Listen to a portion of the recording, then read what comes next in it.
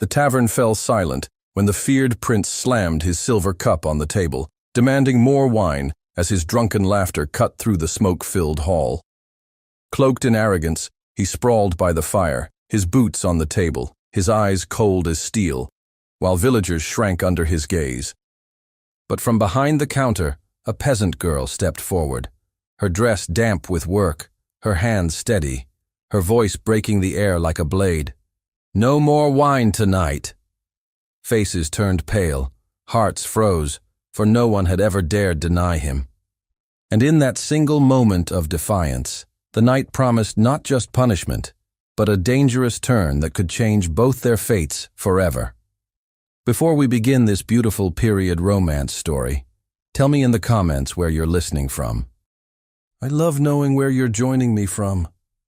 Rain rattled the shutters and ran in thin threads down the warped wood, tapping at the tavern like impatient fingers. Smoke from the hearth curled toward the thatch and seeped back, tasting of damp ash. The room was crowded and close. Rough benches pressed together, cloaks steamed. A wheel of coarse bread sat in the center of the trestle like a promise already broken. The innkeeper's daughter moved between elbows with a wooden cup and a mental tally, measuring what was left in the casks against what the winter would take. She knew the feel of the floor through her soles, every soft spot hidden under green rushes and dry chaff. She knew the rhythm of the place, the low murmur after market day, the laughter that tried too hard when someone had found a lucky hen's egg, the sharp silence that meant a quarrel would flare. Tonight the silence came in pulses with the wind, as if the storm were breathing through the house. She kept count. 2 measures of ale to the carter whose boots never left mud, 1 thin ladle of stew for the widow with the bad wrist, a cup of wine into the lordling's leftover jar, because he had paid for it before dusk and was not here to claim it. The wine cask was set to the side, raised a few inches on a block, its bung sealed with cloth to guard against thieving hands. It was not meant for nights like this. It was meant for a wedding, or for a traveling merchant with silver to spare. She watched it the way a shepherd watches the last hayrick. The cup in her hand was her measure and her shield. She kept it clean out of habit, turning it in the rinse bucket until the water ran clear. Hooves clattered on the yard stones, low voices, the clank of metal on metal, and the scrape of heavy boots drew near. The door pushed open with a bigger gust of rain. The first man through wore a dark cloak soaked through, its edge flicking grease from the door latch. Behind him came others, their faces wet, a scattering of armor under riding leathers. The room shifted. Men drew in their elbows. Conversations died at the same point, as if a bell had rung. He entered last. He did not announce himself. He did not need to. His bearing made space where there was none. He lifted his hands, and a man behind him eased off his gloves, finger by finger, like unwrapping a gift in a room where no one wanted what it revealed. On the bare hand, a heavy ring caught firelight and threw it back into faces that could not risk looking at him for long. He did not look at the food or the smoke or the wind-wet cloaks on pegs. He looked at the hearth as if he had built it. The innkeeper's daughter felt the pivot in the room. Fear and attention turned on a hinge and faced him. Her father moved 1 step, then stopped, as if a string had been tied to his leg. The new men spread like oil, fast, certain, slippery. A space opened near the fire. A chair was claimed. The smaller stools around it were pushed aside by knee and scabbard. He sat without a sound and held out his hand without looking. A silver cup appeared, not from the tavern's shelf. It gleamed in the orange light, wrong as snow in summer. "Wine," said one of his men. The word fell into the hush like a knife point. She went to the cask, because there was nothing else to do. The bung came out with a soft tug, and the scent of deep, sweet red rose over the sour tang of beer and the smoke of damp wood. She filled the cup. The weight of it struck her wrist. He drank without glancing at her. He passed the cup back to be filled again. The second measure slid over the lip, clear and smooth, a ribbon of color in the candlelight. She did not count aloud. 1, 2, 3. Each pour chipped away at the winter. She tried not to look at the level falling inside the cask. She felt it instead, in the way the cup took a heartbeat longer to fill. He spoke to his men then, not loud, not soft, a voice meant for those who already knew to listen. She heard no words at first, only the certainty. It made the room smaller. On the far bench, a child whimpered and was gathered up against a mother's chest. Someone coughed and failed to hide it. The innkeeper stood with both hands on the back of a chair as if it were a thing he could steady or lift. The girl moved through the press, the wooden cup in one hand, the silver in the other, like walking with two laws in her palms. Each time she poured, the silver caught the fire and threw it onto her wrist. By the fifth time, the weight of the cup told her what the sound of the wine did not. The cask was drawing down to its ghosts. "Another," someone near the hearth said, lazy as a cat. She glanced at the cask, because she could not help it. The wooden tap had a wet sheen and a hollow ring in its hollow heart. The cloth bung lay on the trestle like a lost tongue. She put the silver cup on the table and reached for the measure. A bench skidded. A laugh turned into a shove. The scrape of wood on wood set her teeth on edge. She lifted the wooden cup to brace herself. Her palms remembered her brother's hands teaching her how to check a cask by weight, not sound. The memory hurt like old rope burn. She reached for the tap and heard the storm find a new seam above them. He had been watching without seeming to. She felt it. The small hairs along her forearm lifted as if the air had changed. He did not speak again. He waited. The waiting was worse than command. The room gathered itself like a held breath. She lifted the bung. She thought of rice, of grain, of the small sack with the last handful set aside from the rats. She thought of how many cups were left versus how many days before the market wagon's return. She thought of her father's face when he counted what they owed after the taxman's visit and found his own fingers refusing to make the numbers lie. Her hand closed around the bung, and she pushed it home. "No more," she said. In the storm and the smoke, the words left her like a stone leaving a sling. No more wine tonight. The room froze. The sound that came from the cask was the quiet of a thing at rest. The silver cup, empty, waited on the table with its mouth open like a man waiting to be fed. Someone swore and then swallowed the word. The child's small hiccup snapped off. The wind chose that moment to slap the wall with a wet hand, and then there was only breathing. At the fire, his head turned toward her as if pulled on a chain. He did not raise his voice. He did not need to. "What did you say?" He asked it like a surgeon finding a thorn and deciding whether to draw blood. She held the wooden cup. It was not a weapon. It was not a shield. It was a thing that made measure into law. The heat from the hearth warmed the side of her face and left the other half cold. "You have had what we can spare," she said. Her voice did not climb. It did not bow. "No more wine tonight." Around them, the air drew tight. A man half rose and sat again. A boot scuffed. The innkeeper made a sound that no one would call a word.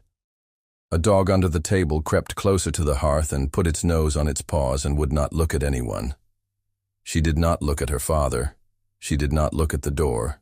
She looked at the man with the ring. He rose. He did it as if gravity had asked his permission first. His men shifted with him, a ripple rolling through a pond crowded with reeds. He did not slam the chair back. He let it stay where it was. He took one step, then another, and each one found a floorboard that did not squeal.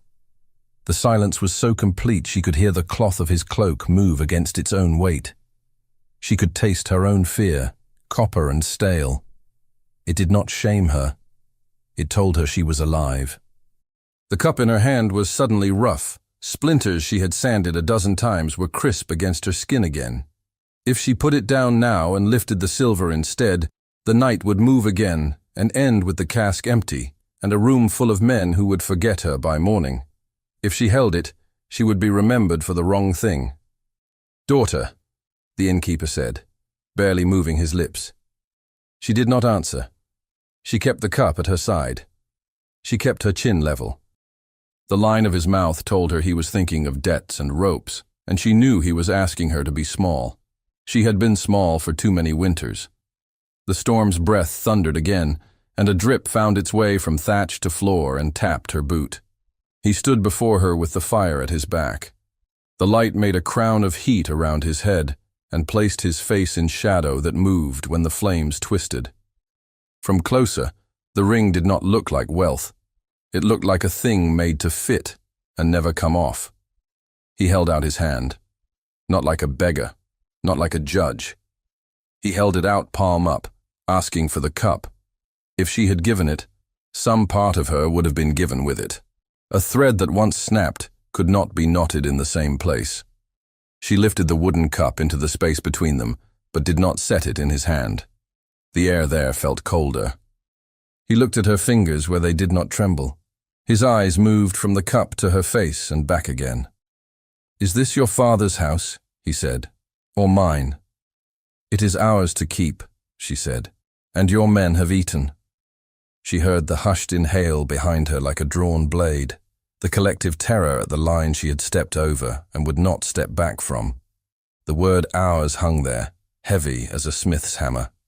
It was a dangerous word in a room and a time like this. She felt it. He weighed it as if he could see the dent it would leave. His jaw clenched just once, a small pulse in the cheek near the ear. Then a light went on in his eyes that had nothing to do with the fire, and she understood that this was not a man unused to defiance. It was a man who had forgotten what it felt like to be denied, and was surprised to find the world still held that flavor. The silence cut to a thin edge. A bench creaked. A spoon clinked on a bowl. The storm leaned its shoulder against the wall again. The girl watched his hand. He watched the cup. The rest of the room watched both and dared not breathe. He reached. His fingers came to rest lightly on the rim of the wooden measure. They did not yank. They did not crush. They rested there as if he were testing the give of the wood, the roughness of the grain, the strength of the hand that held it. She could feel the warmth of him across that small bridge. It was almost nothing. It was unbearable. He might have smiled. He did not. His mouth's corner twitched, and his gaze flicked sideways for the first time, toward the door. The motion was a signal. A man near the entrance understood it before it was finished. Leather creaked, metal whispered, and the bar that had been lifted for their entrance was set on its brackets, waiting. "Enough," he said, quieter than before. She heard two meanings in the single word. Enough of refusal. Enough of the waste of this public pause. She kept her hand where it was. He gave her a small tilt of his head, a mark of courtesy or mockery. The difference was a coin's width. The innkeeper's breathing had become a rasp. He took a step and stopped when a guard's palm turned toward him, not threatening, only a reminder. The men who had come with the prince formed without effort, the shape of a circle that had only one opening. That opening was between him and her. It was not a place for the innkeeper to stand. "Daughter," the innkeeper said again, louder. "Do not—" Her father's voice broke. Not from age, not from fear. From the simple failure of sound when a man says a thing he knows will not change the next thing that happens. His eyes were on her hands. The rest of him was already later, already imagining what would follow. She would not follow him there. She would stay in this moment because it was the only place where choice existed. The man at the door shifted his feet and ran his fingers along the bar, as if to wipe rain from it. A soldier near the hearth adjusted his stance to keep his back from feeling the heat too long. Another leaned his shoulder to the shutter and pressed it tight. The storm's voice dropped to a hum as the wood set against wood. The room made itself small and kept the weather out and the people in. She could smell his cloak now. Not the perfume of a court, not that. Horse and wet wool, and a bitter herb crushed under heel. The scent of travel and command. She had grown up with the smell of yeast and smoke and spilled ale. This other smell entered her lungs and made her own house feel foreign. "Do you understand what you ask?" he said. He touched the cup, and his thumb slid over the rim. What you deny. If I pour again, they will drink it, she said. And there will be nothing left tomorrow. What do you know of tomorrow? He said, and the question was not cruel so much as astonished. She knew the look of an empty shelf. She knew the price of a pound of flour when the road had washed out. She knew how the old men counted out their last coins for a funeral candle and always asked for 1 wick less than they needed. She knew too much for her age. She did not say any of it. She said, "Enough to keep this house standing." He considered the words as if he could see their weight in the air. He looked over her shoulder at the others and found what he expected. Fear, calculation, a few blank stares. When his eyes came back to her, there was something like interest there, thin and sharp. "Then you will serve me differently," he said. Her breath went shallow. The room did not move. The rain held steady on the roof. She thought she knew what that sentence could mean. She thought of shame that did not wash off. He stood still and let her think it. Then he lifted his hand from the cup and replaced it on her wrist, where her pulse kicked once, twice, traitorously loud to her own ears. A scrape at the door made every head twitch. He did not look away from her. "You will not empty the cask," he said. "You will not pour for any man in this room." A beat. "But you will not go to your bed and lock the door." Her lips parted and closed. He had not said the worst thing. He had not said the best either. He had said something that balanced on a blade, requiring her to place a foot in mid-air and trust stone to appear. It was a cruelty and a mercy both. The wooden cup felt heavier than iron. "Please," the innkeeper said. The word cracked like ice. A guard near the bar shifted and cleared his throat. Someone's chair leg gave way to a knot and squealed. In the corner, a candle ran down to its last finger of tallow and drowned its own wick, sending up a black thread of smoke that reached for the rafters. The smell of spent fat thickened the air, and in it, her stomach turned. He tilted his head again, as if asking a question without words. She did not answer, because there was no answer that would make any of this right. Only answers that kept part of it from being wrong in a way that would rot their lives for years. "If you take me," she said, and the words dragged through difficulty. "They will have no one to—" He cut her off without speaking. His fingers pressed just enough to make her notice the difference between defiance and resistance. He had the grace not to enjoy the touch. He had the power to make it matter anyway. His attention narrowed on the place where her skin warmed his. A soldier at the door coughed. Another shifted. The sound of the wind changed, as if the night had turned its face to listen. He moved his eyes to the side again, and with that small permission, the man at the door set his hands to the heavy bar. In the long beat before wood met iron, the girl's gaze flicked once to the faces around the room. She saw the widow with the bad wrist press her lips against her knuckles to keep from crying out. She saw the boy who carried Pete to the hearth every day stare at the floor and will himself invisible. She saw her father swallow and pull himself up straight, as if the string holding him had been tied higher. Her attention returned to the man in front of her. He looked down at the wooden measure and then up into her face. She saw in him something she did not want to see. Not just anger, not just pride, but a question he had never let anyone answer. He moved his hand. The bar fell into its iron cradle with a quiet, efficient thud as his fingers reached to close on her wrist. The tavern was sealed, the bar across the door humming with finality, and every pair of eyes turned toward the place where his hand wrapped around her wrist. The heat of the hearth pressed against their backs, but the chill of the moment ran deeper than any draft. Her pulse stammered beneath his fingers. His grip was not cruel, but it was unyielding. He was not taking a prisoner, not yet. He was making a point. She could feel that truth in the measured pressure, in the silence that followed it. "Do you believe me harmless?" he asked, his voice low enough that the nearest villagers leaned in without realizing it. She raised her chin, though the fire stung her eyes. "I believe you dangerous when you drink what we cannot give." Something shifted in his expression, half disbelief, half reluctant interest. Behind him, his men stiffened at the boldness, waiting for the crack of temper they knew so well. But the crack did not come. Instead, he released her wrist and claimed the wooden cup from her hand. He turned it in the light, studying the grooves worn into its rim by years of use. The smile that touched his mouth was quick, sharp, and gone. "This cup holds more defiance than most men I have met at court," he said. Then he raised his voice. "But pride has a cost." The steward at his shoulder cleared his throat.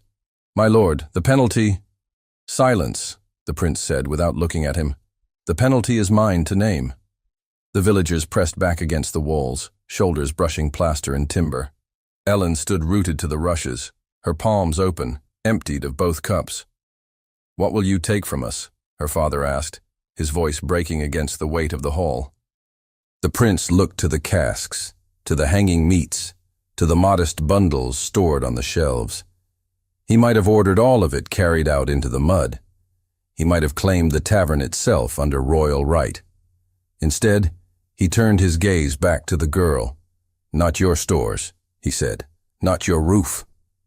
Relief rippled, short-lived before he finished. "I will take her."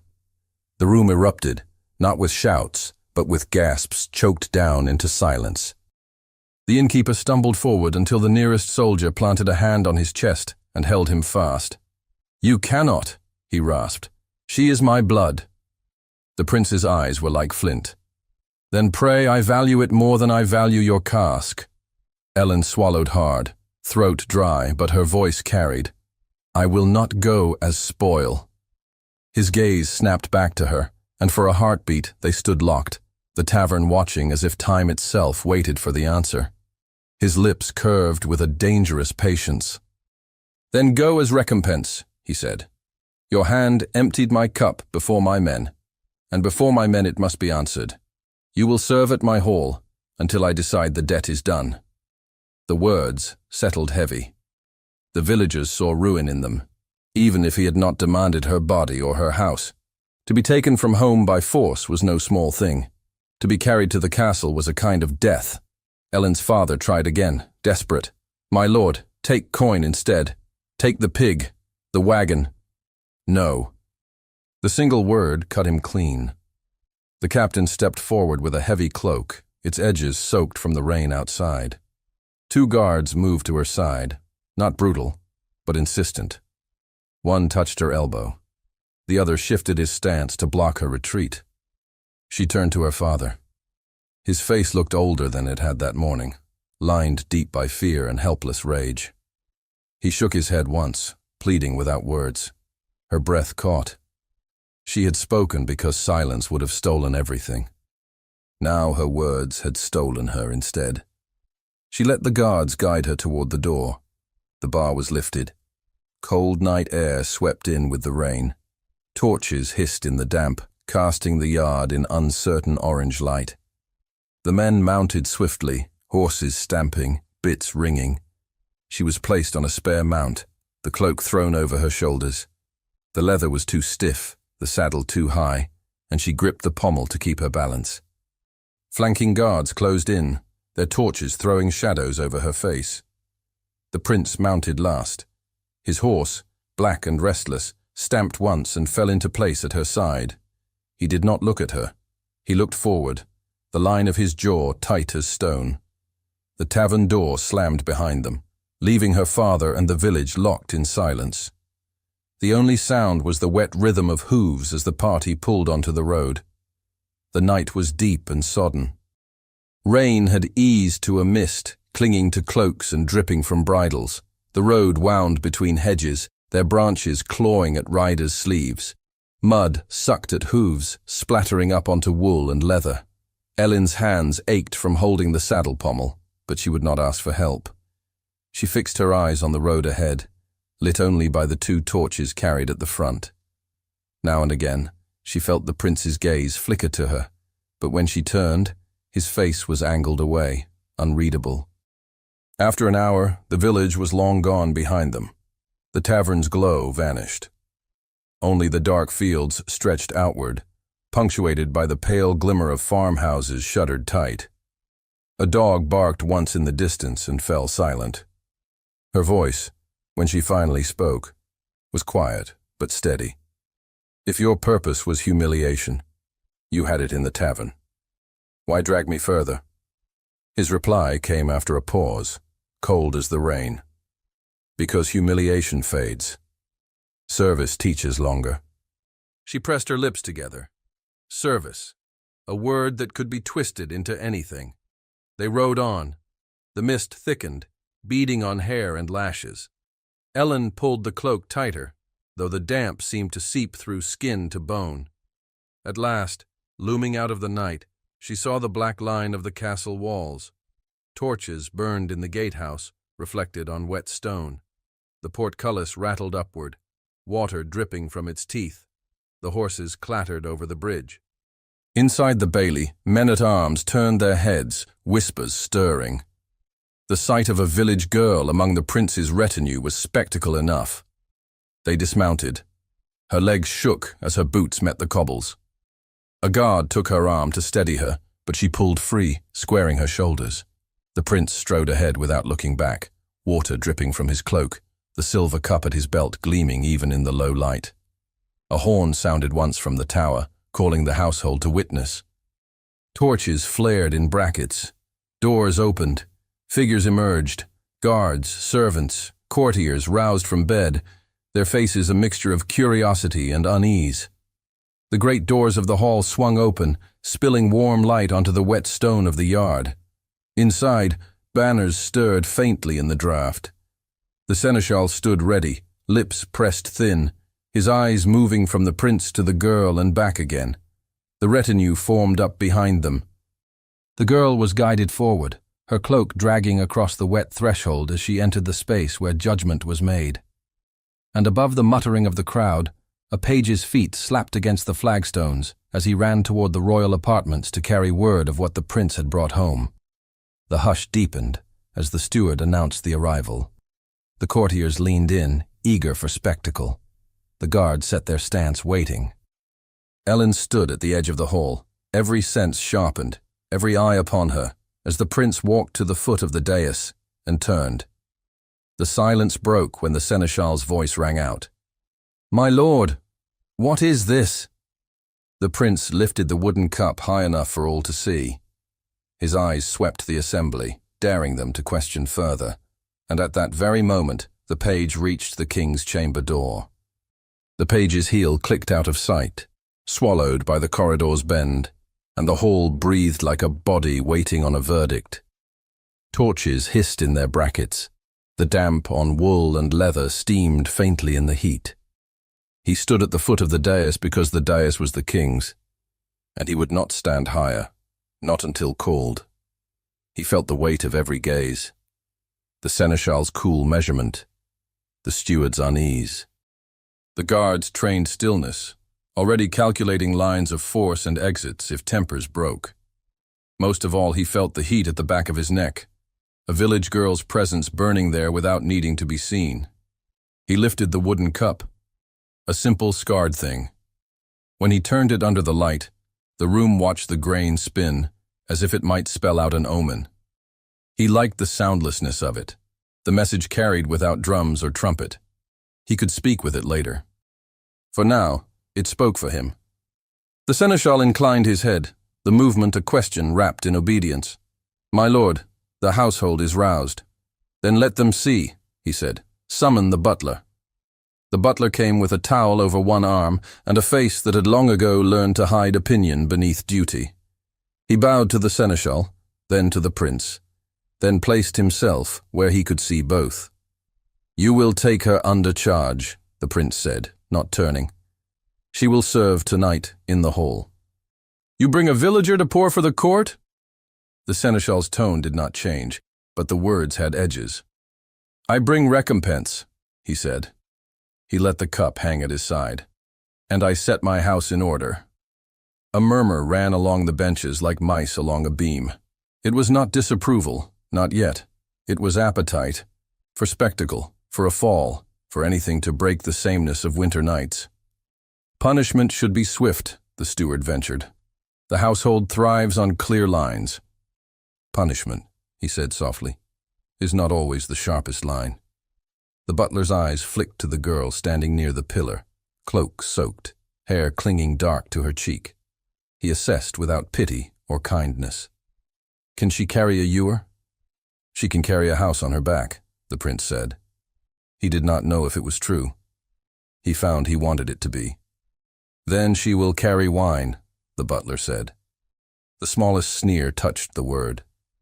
Not for me, the prince said, and that turned heads. A pause, thin as a blade. It cut across the seneschal's practiced calm and the steward's neat categories. You refuse to be served. The seneschal began. I refuse to be served tonight as if nothing happened, he said. He raised the wooden cup again. If there is a measure poured, it answers to this. Another murmur. A guard's boot scraped on stone. He felt the pressure build in the room the way a man feels a horse gather under him. Fine. Let it build. He would ride it. Set the trestles, he said. Wake the kitchen. Light every brazier in this hall. At this hour, the steward said before he could help himself. At this hour, he said, we wait for the king in readiness, not hunger. He did not add what everyone knew. Waiting hungry bred fear. Waiting with meat and heat bred boldness. He needed the second more than the first.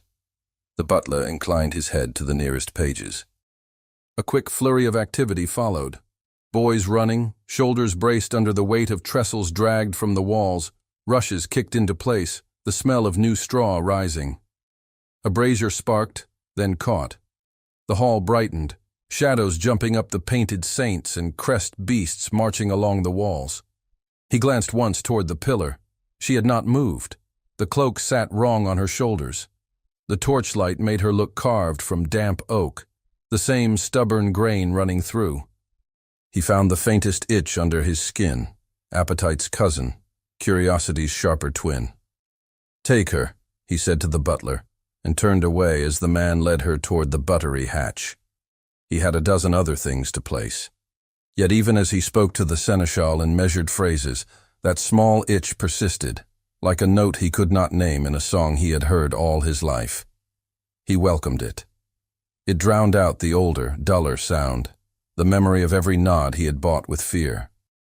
The buttery was narrow and loud, the air suddenly thick with the smell of sour ale and new fire. She followed the butler down the worn stone, down 2 steps into a space where the warmth came not from grandeur, but from work. Kegs squatted like old men. A cask of wine stood taller and prouder, its hoops dark with age, its tap clean. Hang the cloak, the butler said. No drips on the flagstones. She unpinned the cloak, shaking out rain, and hung it on a peg. Her dress clung damp to her. She pushed back the hair that stuck to her face, aware that her hand shook. She willed it to be steadier by the time she reached the ewer. Do they have names? She asked without thinking, nodding at the casks. The butler paused, surprised into a snort. Ale or wine? The casks, she said. At home. This is not home, he said. This is a hall. He handed her a silver ewer. It was heavier than it looked. The handle bit her palm. You will pour when I nod, he said. You will not spill. You will not speak unless spoken to. You will not lift your eyes higher than a man's belt. She raised the ewer to test its balance. The rules slid over her skin like cold water. And if I do all that, she said, I will be forgiven? You will be tolerable, he said, which is better than you were an hour ago. She let the retort die. It would not buy her anything here except pain. She lifted the ewer again. The weight settled into her shoulder, a familiar ache. If her hands could carry winter and keep a roof dry, they could carry this. The butler watched her lift, pour into the ewer's belly from the tap, and set it square without slop. He grunted. You have poured before. Not from silver, she said.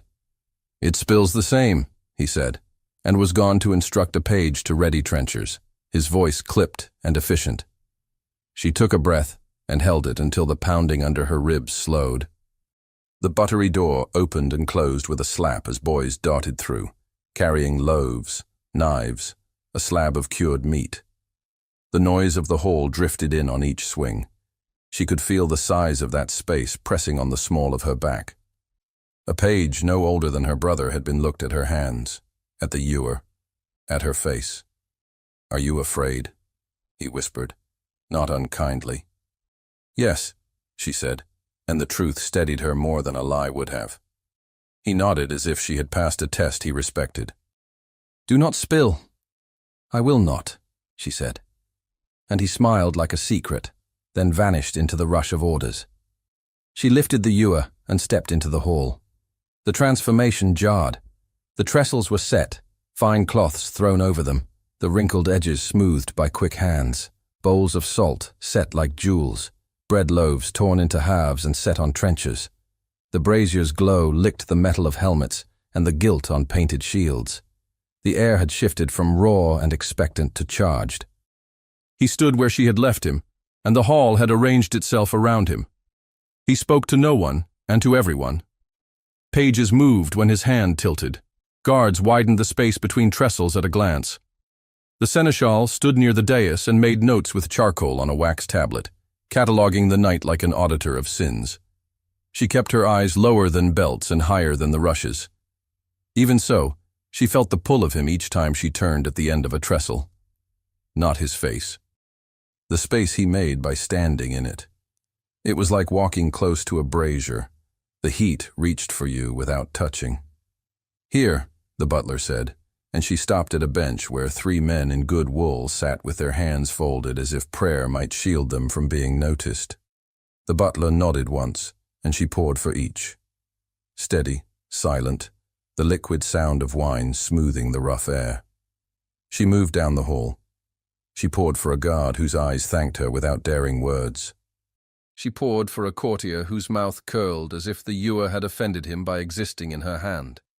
She poured for a clerk with ink on his fingers. She did not pour for the prince. On that, the butler's nod did not come. She learned the hall's pulse in minutes. The way the noise dipped when he moved. The way it rose where he did not look. The way men's shoulders lived inside their livery. Some resting easy, some hunching against the next hour's weather. When she returned to the buttery to refill, the butler followed. "You will go to the dais when I tell you," he said. "You will set the ewer near the prince's place and wait." "I will not pour for him," she said. "You will wait," he said, and his tone made the word an order with more than one edge. She nodded. She did not know if she could do it. She knew she would have to. She stepped out again, the ewer fuller and heavier, the muscles of her forearm burning. The hall's light had warmed further. More torches had been lit, making the painted saints look down with new interest. He saw her coming before she wanted him to. He did not speak. He did not make her work easier. He did something worse. He shifted half a step so that she must cross in front of him to reach the dais. The cloth of his cloak brushed the ewer's lip. She felt heat through metal. "Mind the floor," he said, as if the warning were kindness. "Mind your men," she said under her breath, and his mouth tightened, not entirely in anger. The butler set her at the edge of the dais. She placed the ewer on a low table. Her sleeve brushed polished wood. She stood with her hands folded, her shoulders square, the back of her neck prickling with the awareness of every eye on her. He approached his place. This close, she could see the tiny scar at his wrist where a hawk's talon had once struck. She looked away before he could call it staring. "It seems," he said, conversational to the air, "that for some, a cup is not a cup but a law." She watched the ewer. "For some, a cup is a mirror." He heard that. She could tell by the slight intake of breath from someone behind him. Someone who appreciated a retort where it did not belong. His head tilted. She felt the weight of his attention like a hand between her shoulder blades. "Pour for the hall," he said to the butler, not to her. "Serve them. Leave me." "As you say," the butler said, but his glance slid to her for a heartbeat. He knew a test when he saw one. The hall filled with small noises. Knives rasped against whetstones and then against bread crusts. A ladle dipped into pottage in the kitchen. The brazier's coals settled with a sigh, and threaded through it, the rumor's first soft threads spun out of what they were watching without words to hold it yet. She poured again. The ewer grew lighter, her arm less numb and more capable, as if it had remembered its own strength. The rhythm steadied her. She did not look at him. That was its own defiance. "More meat," someone called, greedy. The steward signaled, and a platter passed in.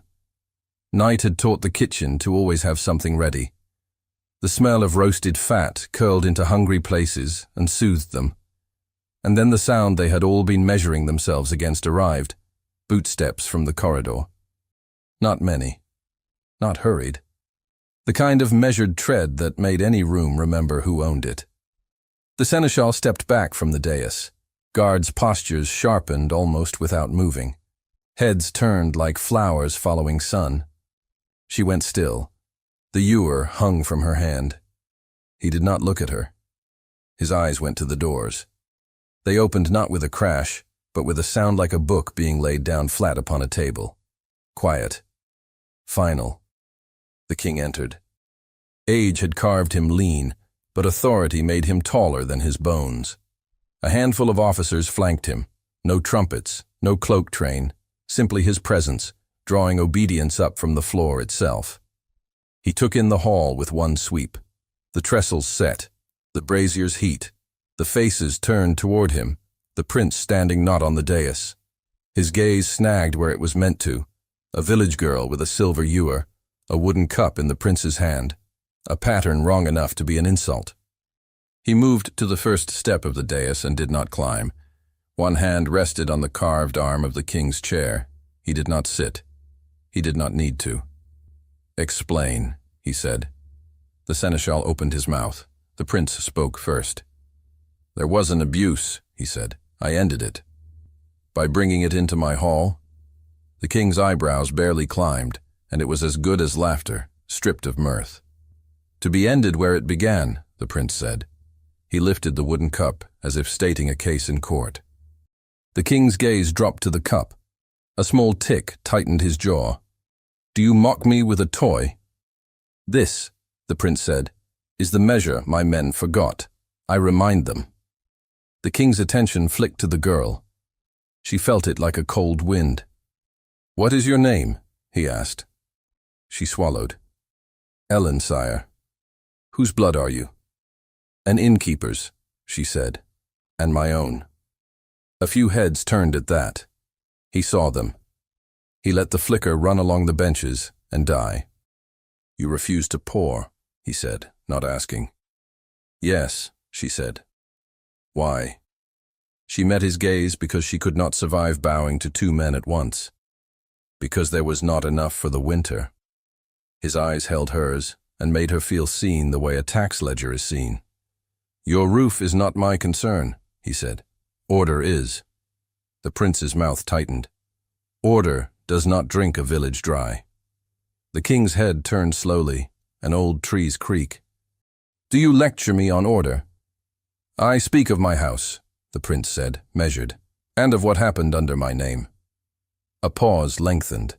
It pulled the hall thinner, like taffy stretched to a breaking shine. The king looked back to the girl. "You stand in my hall with a silver ewer, because my son brought you here. You will set it down. You will take the wooden cup. You will stand on the edge of the dais and wait without moving." She did as he said. The wood felt truer in her palm than the silver had. She mounted the lowest step, the line between rushes and carved oak stark at the toes of her boots.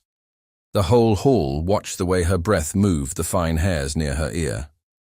The butler closed his own mouth on what could have been a protest. The seneschal's stylus paused on wax.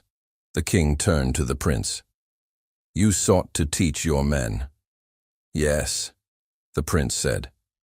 "Then learn first," the king said. "Learn that your temper is not policy." He took a step up, then another, and then turned back, still not sitting. His voice traveled easily without force. "The hall will eat, it will drink, It will wait, and then judgment will be made. The order rearranged the night. Pages leaped to serve. The butler breathed again and shifted his nods. The steward sent a boy to the kitchen with a nod of meat and bread. The guards relaxed one notch. Ellen stood where commanded. The wooden cup warmed in her hand. It felt like an oath pressed into her palm. And while the hall moved in obedience, the prince moved the way he always did, almost not at all, so that people forgot he was a blade. He took his place at the lower table to the right, leaving the high space empty for the king to fill when he chose. It changed the current. Men who would have spoken into his ear now had to cross a distance to do it. Many chose not to. He watched Ellen instead, and she felt it like a brand. The first trenchers reached the tables. Stew and bread set hunger at bay. The noise rose as appetite did the king's bidding. Bowed heads over bowls, carefully measured laughter, knives cutting meat, spoons scraping pottage. The butler nodded at her. She moved with the wooden cup, not pouring, only standing ready as if that fact alone could balance the earlier refusal. She felt like a declaration with legs. She stopped near his place. He did not look up. He lifted his hand, and she could feel the old pattern trying to assert itself, cup extended, servant moving, the law of habit. She did not move. After a slow breath, he lowered his hand. It was slight. It was thunder. Bold, someone muttered 3 benches down, a man who had used his life hiding. She is a fool, someone else said, and the word slid off her shoulder like a drop of rain off oiled cloth. She had been called worse by Winter. He spoke again, this time without lifting his hand, half to the air. You will not always have your way here.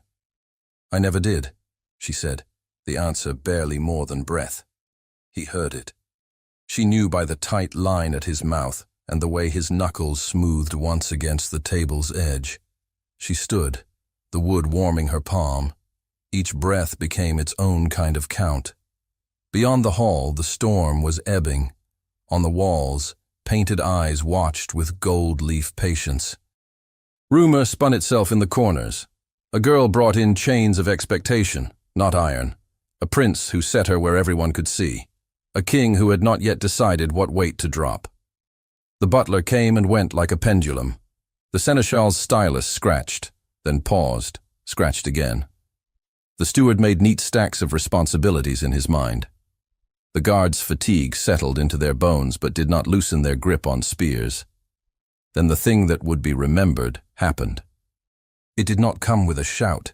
It came like a hand laid on a fevered brow, soft, shocking. The prince's page, the same boy with the secret smile, set the silver cup near Ellen's knee on the lower step and stepped back to his master, eyes lowered. She stared at the silver. She did not touch it. The prince stood. Not all the way. Half risen, half seated, he hovered in a space that was not commanded by anyone.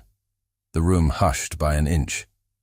He took 1 pace toward the dais, then stopped, aligning himself with the angle of her body, the line of the wooden cup. He did not speak to her. He addressed the hall. A cup is a measure, he said. It is not a mouth. A page blinked at the turn of phrase. He had a poet's ear he hid under rag and duty. The prince turned his head a fraction toward the king, offering the moment without losing it. The king did not frown. He did not smile. He watched. The butler, caught between command and custom, lifted his hand to summon her to pour for the prince. He dropped it before the signal carried. The hall saw the motion and made a story of it immediately. And then the prince did lift his hand. He extended it into the space between himself and Ellen. Palm up, the polite ask that could be a trap or a trust. She looked not at his hand, but at the wooden cup in her own. The oak grain ran under her thumb like a path through a field she had walked since childhood. She could step off it. She could not walk backward. No, she said. It was not loud. It was not a shout. It was the same word as in the tavern, but made new by stone and rank, and the king's eyes on her. The hall froze. A guard's cough died unborn. A spoon clinked. and then lay still. The prince did not flinch. For one heartbeat, something like relief sliced across his face, startling her more than any anger could have. It vanished. The world held its breath for someone to strike. Bootsteps again from the corridor, sharper this time. The king moved his chin, and the guard captain stepped through the nearest door and took his place to the left of the dais. Along the walls, men straightened as if a belt had been yanked tight, the moment pressed down like a hand. A hush that had layers in it, salt, smoke, old fear, settled over everything. The king's gaze had returned to Ellen and the wooden cup. He spoke, each word placed on the air with care. "Who is this peasant girl," he said, "that dares silence a prince?" The king's words struck the hall like a bell. The air quivered with them, a soundless vibration that reached even the furthest benches. Men shifted, not daring to breathe too loud. Torches hissed. The wooden cup trembled faintly where Ellen gripped it, though her arm was steady. At the edge of the dais, she stood half in shadow, half in light, the center of a storm she had never meant to summon. Her throat burned dry, but her voice would not be silent. "I am no more than I seem, sire," she said, each syllable clear. "But I could not pour what was not there." The hush deepened, as if the stone walls themselves strained to listen. The king regarded her with the stillness of a man who had long ago mastered anger into ice. "And yet you stand in my hall, cup in hand, while my son is refused before his own men." Her fingers dug into the wood. "If refusal was a crime, then I am guilty. But I did it for truth, not spite." A rustle ran down the trestles. Some were scandalized. Some, secretly, hungered for the boldness of her words. The prince rose half a pace from his place, not quite stepping forward. His gaze burned hot against the side of her face. "She wronged me, father, but not falsely. The tavern's cask was near hollow." The king's eyes flicked to him. "You defend her insolence?" "I defend what I saw with my own eyes," the prince said. His tone was measured, but his chest felt tight. "If she is guilty, then so am I, for pressing the cup too many times." The declaration shocked the hall more than the girl's defiance. Courtiers glanced to one another, uncertain whether to read humility or madness in his words. The seneschal stepped forward, voice low but sharp. "Sire, the order of things must be preserved. If a peasant may stand so, refusing service to a prince, what will follow?" "What follows," the prince cut in, "is what we decide here, not what fear invents." His brother, seated nearby, let a faint laugh escape, one of disbelief and scorn. The sound carried enough that all heard. "You speak of decision as if you rule this hall," the heir said. The prince's jaw flexed. He did not answer. Not yet. Ellen kept her eyes forward, though her skin prickled under their words. The weight of noble scorn pressed on her like the wet of the storm had pressed on the tavern roof. But she would not bend. The king raised his hand, silencing the undercurrent of whispers. His gaze pinned her again. "You claim necessity. You claim honesty. Very well. But service remains the path of recompense. You will serve here, under watch, until I say otherwise." Her heart thudded. The butler's eyes gleamed with satisfaction at the decree. Yet the prince's voice broke through before silence could set. "Not as punishment," he said, loud enough for all. "As symbol." The word landed strangely. Some frowned. Some nodded. The king's gaze sharpened. "Explain." The prince stepped from his place and approached, but stopped short of the dais, leaving a careful gap of space. Let her stand not in disgrace, but in witness. A reminder of what hunger feels like when men with titles forget. A dangerous murmur rose. Some saw wisdom, others insolence. "You turn a tavern girl into a banner?" the heir scoffed. "How long before every peasant thinks themselves worth a crest?" The prince's head turned, sharp. "Better that than a crown too heavy for the head that wears it." The heir's face darkened, but the king's lifted hand stilled the flare. He studied his younger son, then the girl. In his silence, the hall seemed to bow lower. Finally he said, "Let it be so. She will serve. But remember, symbols cut both ways." The decree settled like stone. The steward made a mark on his tablet. The butler's mouth pressed thin, half resentment, half triumph. The guards shifted but did not relax. Ellen breathed, shallow but steady. A strange thing filled her chest, fear still, but threaded with something else, dignity. When the king turned and left with his officers, the room exhaled. Conversation rose again in cautious waves, the trestles filled with renewed noise, but at the dais' edge, she and the prince remained in the silent eye of it. Later, in the cloister walk, the air damp and cool, their paths crossed again. She carried the wooden cup still, unwilling to set it down in unfamiliar walls. He leaned against a pillar, shadows across his face. "You spoke with boldness before the king," he said. Her hand tightened around the cup. "I spoke as I must. If I lied, I would have shamed myself more than I shamed you." His mouth tilted, almost a smile, but not. Few would risk shame for truth. She looked at him, the torchlight catching his cheekbone. "And you, my lord? Did you defend me for truth or for pride?" The question hung between them, sharp. His eyes flickered, and for the first time that night, his silence seemed bare, not armored. Before he could answer, the butler's voice carried from the far end of the walk, calling her name. She turned away, cloak brushing stone, leaving him staring after her with the weight of words unsaid. The night stretched on. Orders were given, writs drafted, arrangements made. By dusk the next day, she was sent back toward her village, guards at her side, the king's seal pressed into parchment that promised protection. The wooden cup rode in her satchel. At the castle gate, he stood above on the battlements, watching as she crossed the bridge. The storm had broken. The air smelled of wet earth and ash. She did not look back. Not once. He remained until the line of her cloak was lost against the road. And though the court bustled behind him with gossip and judgments, he felt only the silence of the space she had left. He closed his hand over the cold stone of the wall and whispered to himself, unheard by any, "No one has ever said no to me twice." The words lingered, low as thunder, as he turned away. Dawn had not yet cut the sky when the road unwound before her again. The escort rode with their cloaks pulled tight, the iron of their buckles dull with yesterday's rain.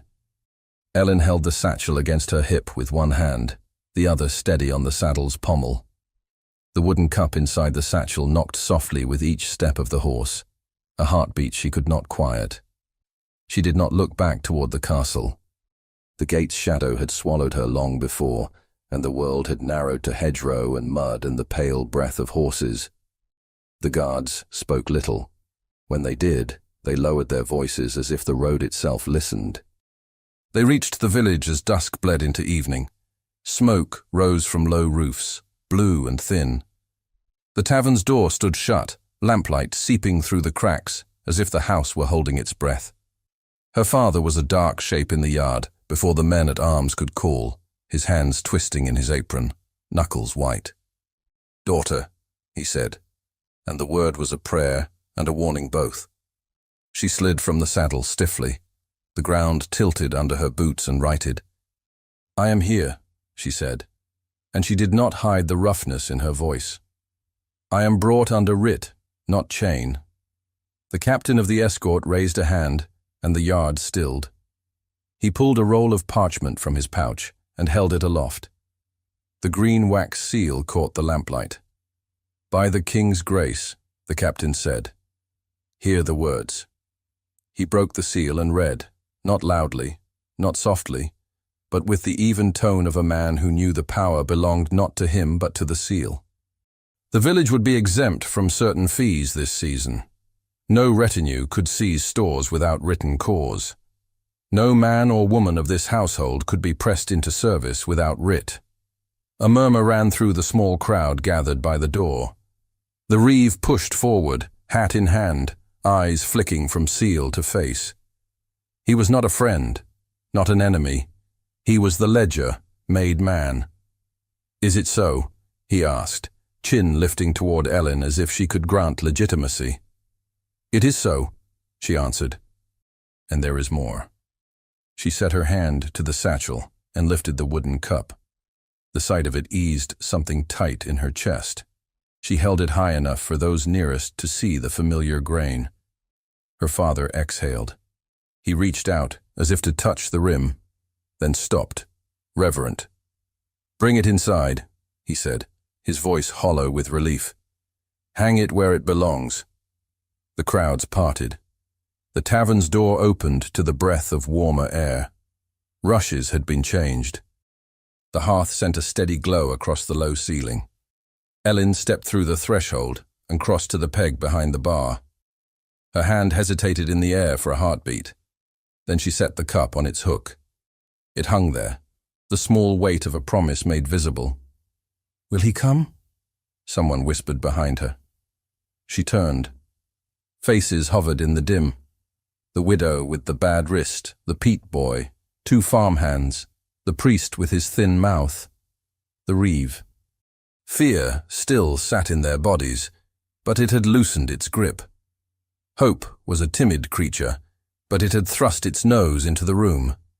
"At first light," she said, "with wagons." The priest cleared his throat, cautious. "Let us not blaspheme the dawn with too much expectation." But his eyes betrayed him. They were hungry. The guards ate stew by the hearth and bedded down in the corner by turns.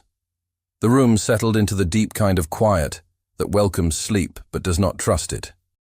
Ellen sat where she always sat at the end of a long day, with her hands wrapped around a simple cup of warm water, steam curling into her face like a blessing. Her father sat opposite and found his gaze tugged always to the peg. "I thought I had lost you," he said, little more than breath. "You almost did," she answered, unable to soften it. "But not to shame." He nodded once, grief and pride fighting under his skin. "What will he take in return?" "I do not know," she said. He asked for service and returned with judgment. He promised more by dawn. "Do you trust him?" She pressed her lips together. The fire popped softly. "I trust what he did when he could have done worse." Her father's eyes shone. "And if he asks for—" "He will not," she said, and in her own voice she heard not certainty but decision. "If he does, he will hear no again." They sat with that. It warmed them more than the fire did. He nodded. He looked older and lighter at the same time. When sleep came, it did not come with dreams. It came with the simple blankness of a body that had outrun a storm and needed to lie down in the dry. The first light of morning came slowly, gray drawn across the thatch. Ellen woke to the sound of hooves on wet road and the creak of heavy loads. She splashed her face with cold water and pulled her cloak close. In the yard, villagers were already gathering, pulled by the news as surely as by the sound. The wagons rolled into view one by one, wooden wheels wet to the hub, axles complaining. Sacks piled high, stamped with a mark that was not the crown's but the house's, the sign of rents paid and owed. Guards rode alongside, not loose, not tight, shoulders squared in a way she had not seen the night before. He was there. He rode not at the front, as if to be seen first, but alongside the first pair of oxen, one gloved hand on the yoke when the animals balked at the mud. He spoke low to them, and the wagon moved with a heave. He felt the eyes before he saw her. The small yard had become a little square of judgment. He drew his horse to a stop and swung down, boots sucking once in the softer earth, then finding stone. He did not look toward the threshold. He looked at the reeve first. "You will count," he said. "You will witness," he added, toward the priest. "And you," he said, turning finally toward Ellen's father, "will tell me if there is a house left unmeasured." Ellen stood a pace behind the door's frame, breath shallow. Her fingers pressed to the latch as if that small contact could hold the world where she had placed it. "Measure," the Reeve said, the word sudden in his mouth. He stepped forward, set his notchstick for bushel and peck, and pressed the first sack to the scale. Grain poured, a sigh of wealth that was not luxury but survival. He leveled with a straight edge and nodded. The next followed. He, the prince they had feared, took a place at the tailgate.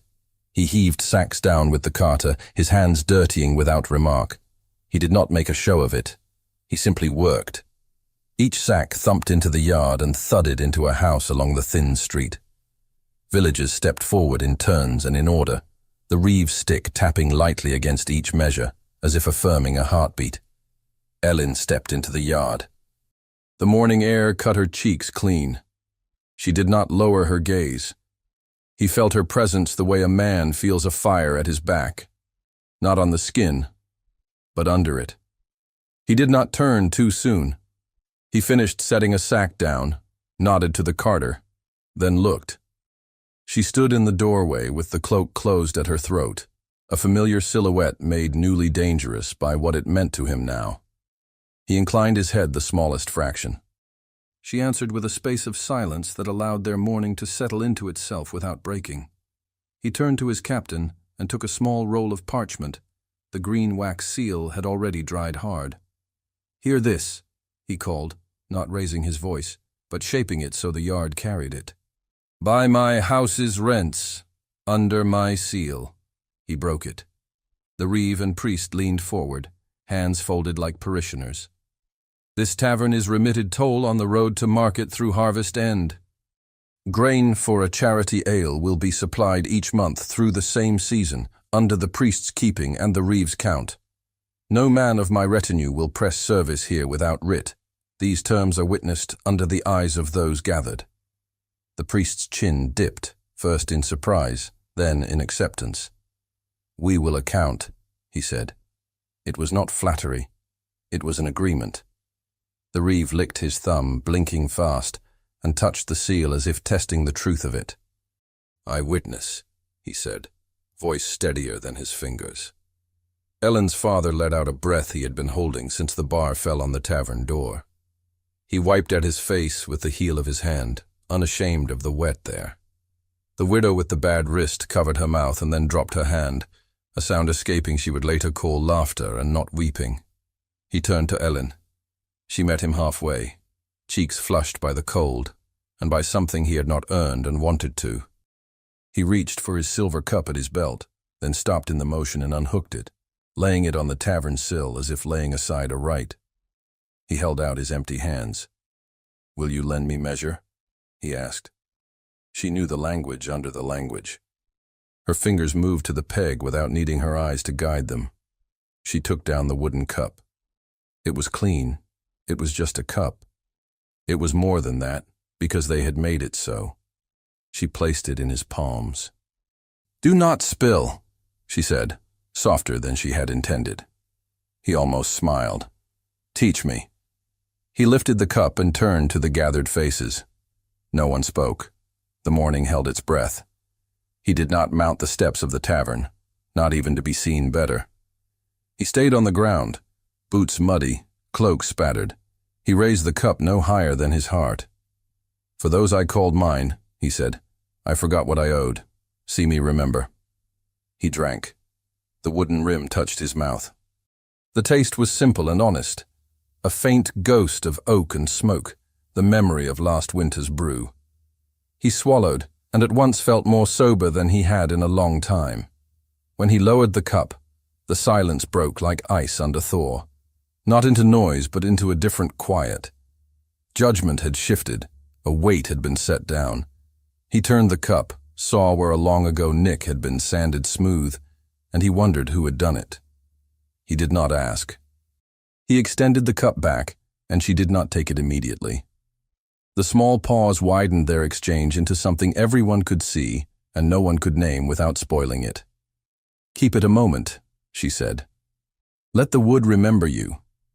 The Reeve coughed and looked away as if privacy could be given by a glance elsewhere. The priest studied the sky. The captain feigned interest in an ox's yoke. For once, The day itself gave them cover. "Now," she said, and lifted her hand, and he placed the cup into her palm with care. They worked then. Work has a way of making fear step aside. He oversaw the order of the wagons. The reeve counted. The priest noted names in a small book in which he kept baptisms and harvests and deaths. Ellen directed where sacks were stored so mice could not find them and damp not spoil them. The guards set their shoulders to help, and the villagers did not flinch when they passed close. At one point, a strap slipped from an old woman's bundle. The prince's hand was there before the weight hit earth. He tightened the leather and nodded to her. She blessed him under her breath without theatre. These small things gathered like kindling. The yard thinned as the wagons emptied, and the sacks found corners and shelves. The smell of grain filled the air, warm and dusty. The tavern door opened and closed, the hinge complaining in the old way that made even the children smile with relief at a familiar sound. When the last bushel had been levelled, and the reeve had named it fair, the prince turned in a slow circle and saw not fear, not quite gratitude, but the beginning of a thing like trust. It humbled him in a way kneeling had not. He did one more thing. He lifted the silver cup from the sill and set it on the tavern shelf, not to be used, but to sit there as a reminder that the day had rewritten some small law. "Let this not be lifted," he said, "for a month." The priest raised an eyebrow, then nodded. It was not liturgy. It was a vow all the same. Inside, the hearth had been piled high in honor of the morning's labors. Someone, bolder than yesterday, set a whistle to his lips and coaxed a simple tune, the kind that circles a room without breaking it. The captain caught the eye of his men and nodded, and they let their shoulders loosen, swords at their sides not clattering like threats but resting like tools. He paused at the threshold, suddenly uncertain. Power had always made rooms open for him. This room held still, waiting to see which man he would be when he stepped in. Ellen stood by the bar with her hands on the wooden cup. She looked up. Their eyes met across the worn boards and the ordinary tables, and the distance between them felt like a shape the room had been asked to hold all along. "You could take the seat by the fire," she said. "As a guest." "As a guest," he echoed, tasting the word. He crossed the room and stopped a pace from the hearth. He did not sit until the innkeeper, until her father, gestured to the chair with a small, courtly incline that would have looked out of place anywhere else and fit perfectly here. He sat. The sound in the room altered. It became human again. The captain accepted a bowl of stew. The reeve stood with the priest, the two men watching as if to mark when humility became habit. Children crept closer, and then fled when he glanced their way, only to creep closer again. Ellen approached with the wooden cup and another like it. She set one before him, then the other before herself across the small stretch of table. It looked like nothing. It was everything. He put his hand on the table, palm up, the way he had in the hall, but softer. She did not place her hand in it. She set her fingers to the rim of the cup and traced the curve, then lifted it. "Will you share with us?" she asked. And the U.S. was careful, yet it rang true. "I will," he said, and the promise landed between them without weight, which is how a true thing sits. She poured from the new cask they had not dared tap yesterday. The smell was honest and strong.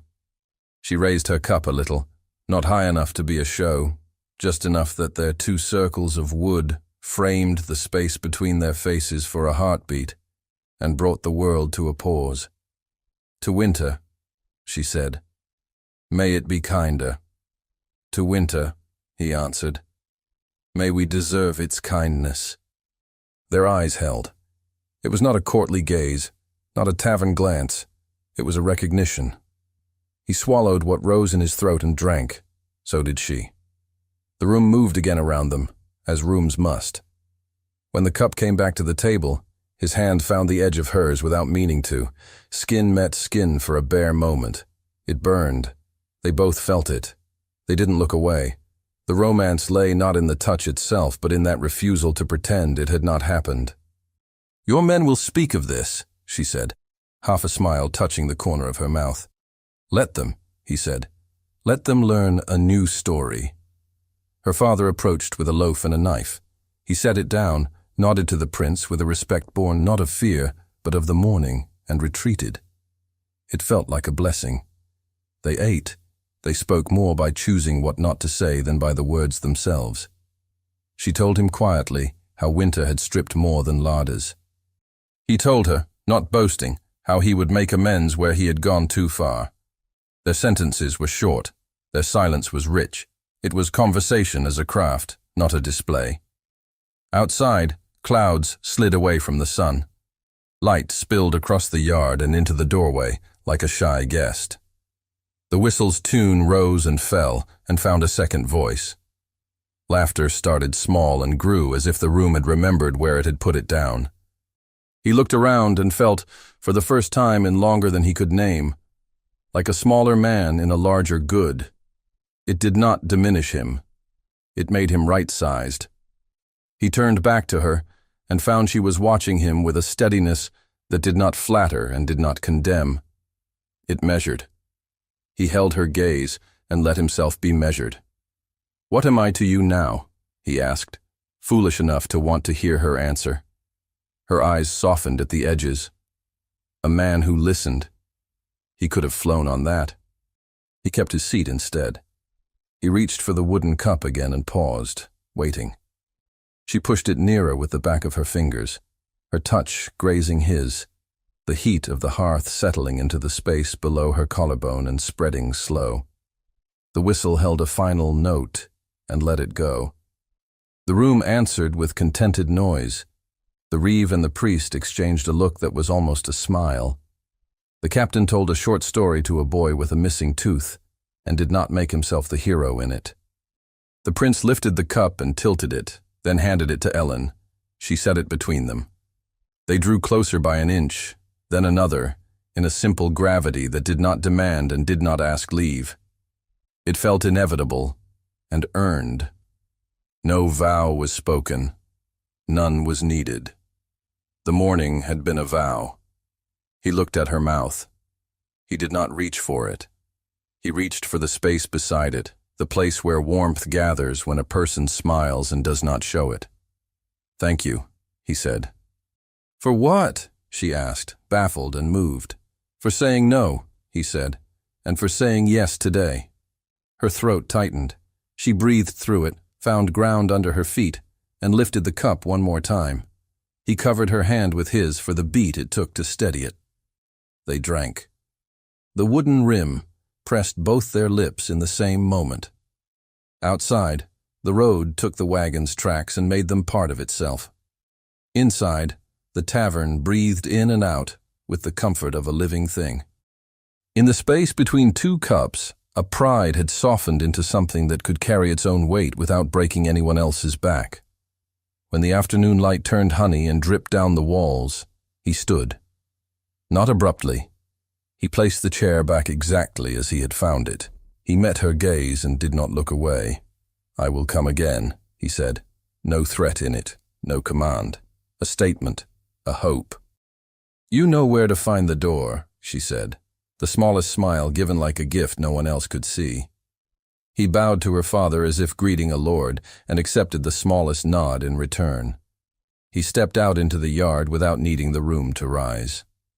As he crossed the threshold, Ellen hung the wooden cup back on its peg. It rested there, home, and changed.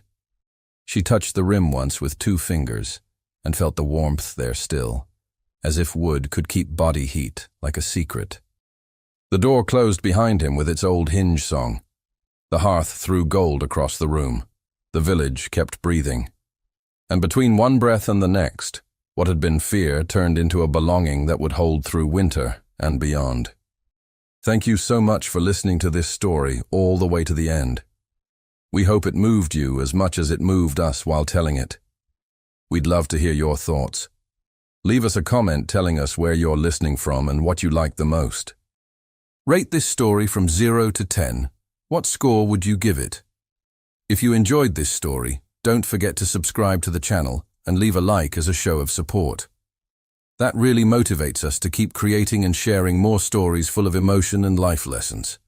And before we go, we want to remind you that an exciting and heartwarming story recommendation will appear on the final screen. If you'd like to enjoy it, just click on the video. Thank you once again for being here, and we'll see you in the next story.